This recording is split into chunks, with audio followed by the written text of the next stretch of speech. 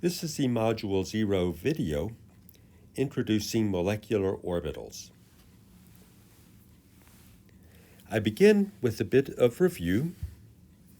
Question 1a, how many valence electrons are in chloromethane? There are 3 hydrogens, each donating 1 electron. 1 carbon donates 4 electrons. And chlorine donates 7 electrons. So that totals 14 valence electrons. The analysis is identical for bromomethane. Even though bromine is in the 4th row of the periodic table, below chlorine, the valence electrons, there are 7 valence electrons from bromine.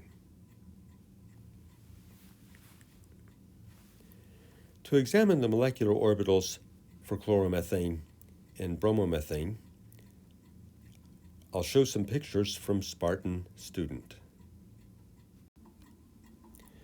This is chloromethane from Spartan, and it has 14 valence electrons. Spartan provides information on the distribution and energy levels of the molecular orbitals. And so we fill the orbitals with the 14 valence electrons,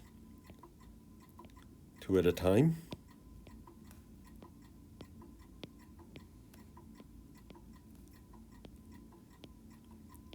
And notice that there are 2 orbitals of equal energy level, or energy degenerate, that are called the highest occupied molecular orbitals. We will also discuss the lowest unoccupied molecular orbital.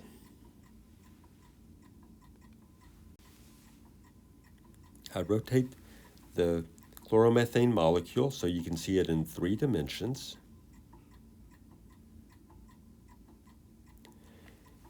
And I'll quickly show the filled molecular orbitals to give you a sense of the electrons covering the outside of the molecule, repelling other reagents. Structurally, this orbital has carbon-chlorine and carbon-hydrogen bond character. This one has only carbon-hydrogen bond character.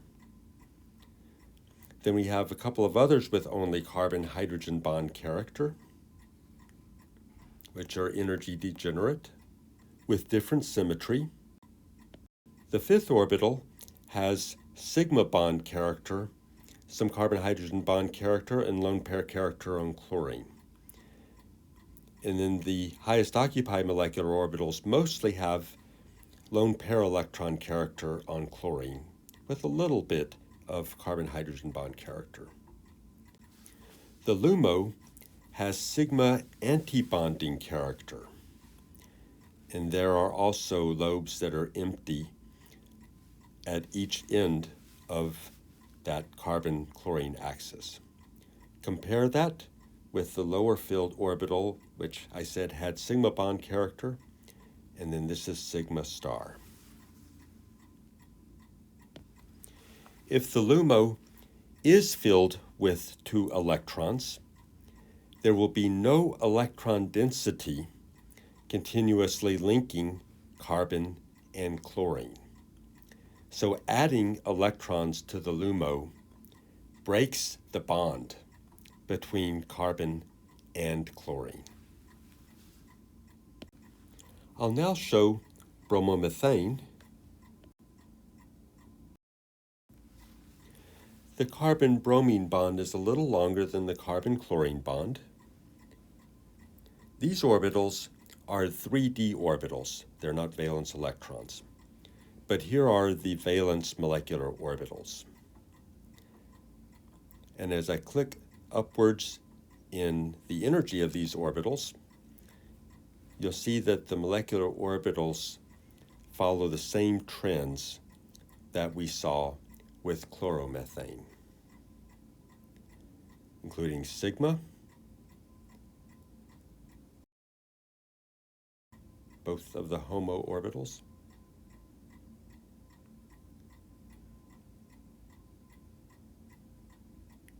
And the LUMO. You may need to go back and look at the chloromethane video to be sure that these follow the same order. But it's probably easier to see on the next page of the worksheet. So I'll go ahead and fill the orbitals for chloromethane and bromomethane.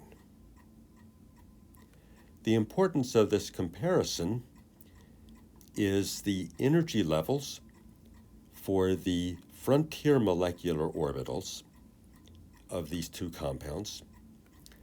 The HOMO of chloromethane is lower in energy than the HOMO of bromomethane, and the LUMO of chloromethane is higher in energy than the LUMO of bromomethane.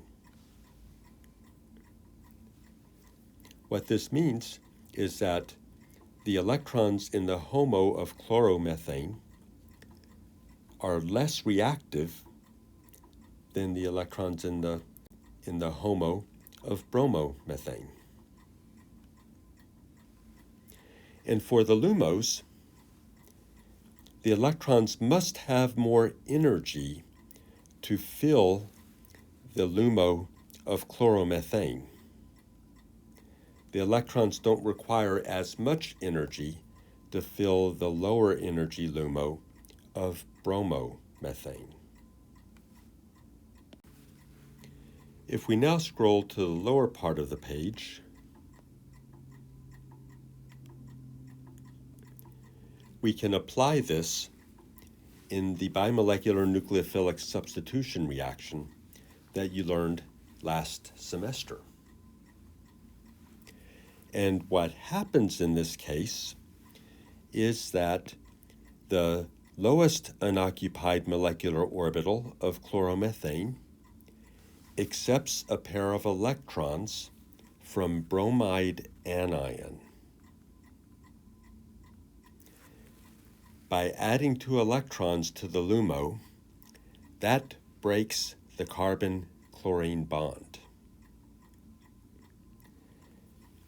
And the outcome of that collision is that a new carbon-bromine bond is formed and chloride anion is generated. One principle that I will remind you of is that every reaction is reversible. In some cases, the equilibrium is so favorable that we don't see or observe the reverse reaction, but in a closed system, all reactions are reversible. And it's always useful to think mechanistically about the reverse reaction. In this case, the LUMO of bromomethane will accept a pair of electrons from the chloride anion, breaking the carbon-bromine bond. I will finish this page by showing the transition state for this reaction, and this should be familiar from last semester.